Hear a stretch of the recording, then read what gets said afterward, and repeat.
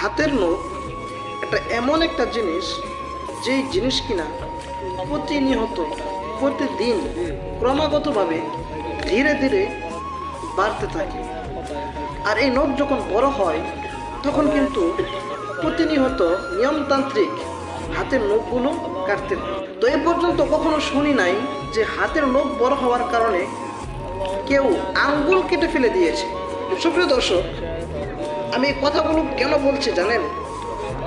তো এই কথাগুলো বলার উদ্দেশ্য হলো যে স্বামী স্ত্রী বন্ধুত্ব ভালোবাসা এটা এমন একটা জিনিস যে একসাথে থাকতে গেলে, খাইতে গেলে, বন্ধুত্ব করতে গেলে ঝগড়াঝাটি ভুল বোঝাবুঝি হওয়াটাই স্বাভাবিক।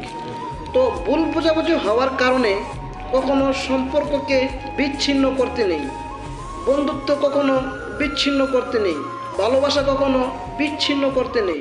বরঞ্চ সে ভালোবাসা, সে বন্ধুত্বের, সে স্বামী স্ত্রীর সম্পর্কের মাঝে যেই ভুল বোঝাবুঝি হয় সে ভুলকে শুধরিয়ে নিয়ে পুনরায় নতুনভাবে মিলেমিশে একত্রিত হয়ে জীবনযাপন করাটাই সবচাইতে বেটার।